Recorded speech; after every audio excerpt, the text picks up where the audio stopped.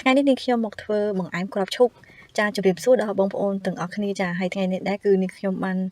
ទិញឈូកគេបងប្អូនព្រោះជិះទៅមើលកន្លែងបឹងឈូកដែរអត់សូវមានឈូកអត់សូវមានអញ្ចឹងក៏ទិញគេមកបដ ாய் ទៅហើយឈូកនេះគឺនាងខ្ញុំយករៀងចាស់ដែរបងប្អូនអត់យករៀងខ្ចីពេកទេអញ្ចឹងយើងយករៀងអាណារៀងគ្រាប់ចាស់បងប្អូនហើយគ្រាប់និយាយពីថាធំនោះធំហើយបកមកសាច់នឹងស្អាតហើយថ្មីទៀតហើយយើងក៏បកវាឲ្យអស់ទៅអាណាទុយយើងមិនបាច់យកទេព្រោះយើងអត់សូវមានសាច់អញ្ចឹងយើងបកបានហើយរួចរាល់អស់ហើយនេះបងប្អូននិយាយពីថាលឹងល្អបានលឹងច្រើនដែរបងប្អូនចាទិញគេតា2000ទេគឺថាបានឈុកលឹងកថឹក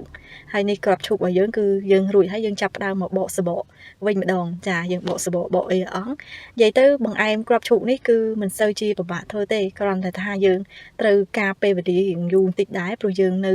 បកឈុកហើយយើងត្រូវបកសបកបកអីហើយទៀតហើយ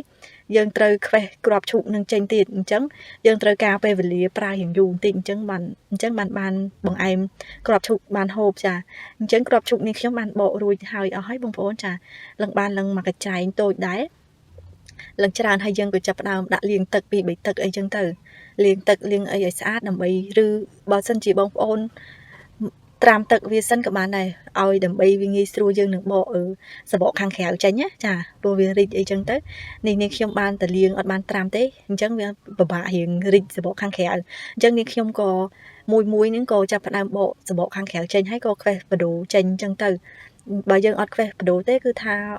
វាល្វីងបងប្អូនចាព្រោះឈូកយើងចាស់តាមតាណាដែលយើងអត់បានបកខាងក្របវាក្នុងទេគឺល្វីងអញ្ចឹងយើងប្រើពេលមកទទួលទៀតដើម្បីយើងបកសបកវាចេញហើយយើងខ្វេះក្របវាចេញទៀត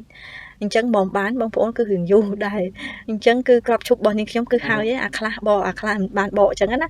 ចាអញ្ចឹងយើងចាប់ផ្ដើមស្ងោរក្របឈូករបស់យើងឲ្យរៀងឆ្អិនតិចហើយយើងចាប់ផ្ដើមដាក់ក្របនិយាយទៅគឺខាងនេះខ្ញុំគឺក្របភ្នែកកែបឬក៏ហៅម្យ៉ាងទៀតគឺថាក្របសាគូអញ្ចឹងណាអញ្ចឹងយើងដាក់ក្របសាគូដែលយើងចូលទៅគឺយើងឲ្យរីករហូតដល់ក្របនឹងរៀងថ្លាសហើយយើងចាប់ផ្ដើមមើលដាក់ស្ករដាក់តាមតែចំណង់ចំណូលចិត្តបកបងប្អូនចង់បានផ្អែមឬក៏ឡោមក៏បានដែរតែចំណង់ចំណូលចិត្តហើយយើងក៏ដាក់ខ្ទិះដូងខ្ទិះអីចឹងទៅរួចហើយយើងចាប់ផ្ដើមមើលដាក់លើកវាចេញពីភ្លើងហើយយើងដាក់នៅកូនចានអីចឹងណាបងប្អូនតែបើបងប្អូនចង់បានខ្ទិះស្រូបពីលើទៀតក៏បានដែរចាអញ្ចឹងយើងរៀងទុកឲ្យរៀងត្រជាក់ទៅចាំយើងញ៉ាំចាហើយនិយាយពីថារសជាតិវិញបងប្អូនអើយគឺថាឆ្ងាញ់ហ្មងព្រោះខាន់ហូបបង្អែមគ្រាប់ឈុកនឹងយូរហើយព្រោះអត់ស្ទើរឃើញមានអ្នកធ្វើអញ្ចឹងដោយសារតែយូរពេកអញ្ចឹងទៅអត់សូវមានអ្នកធ្វើអញ្ចឹងមកធ្វើហូបខ្លួនឯងវិញម្ដងចាអញ្ចឹងគឺយើងចាប់ផ្ដើមមើលហូបបងប្អូននិយាយថាឆ្ងាញ់ជ្រប់និយាយទៅគឺរសជាតិគឺឆ្ងាញ់មួយយ៉ាងមែនតើហើយបង្អែមមួយមុខនេះបើបងប្អូនមើលហើយអាចធ្វើតាមនាងខ្ញុំក៏បានដែរឬក៏បងប្អូនចង់បានឈូករៀងខ្ចីធ្វើក៏បានដែរតែនេះគឺនាងខ្ញុំមកធ្វើឈូករៀងចាស់បន្តិចចឹងណាចានិយាយពីថាបងប្អូនអើយគឺថារសជាតិគឺថាឆ្ងាញ់ហើយវីដេអូរបស់នាងខ្ញុំគឺដល់ទីបញ្ចប់ហើយក៏សូមអរគុណនិងក៏គោរពលាដែរបើបងប្អូនពេញចិត្ត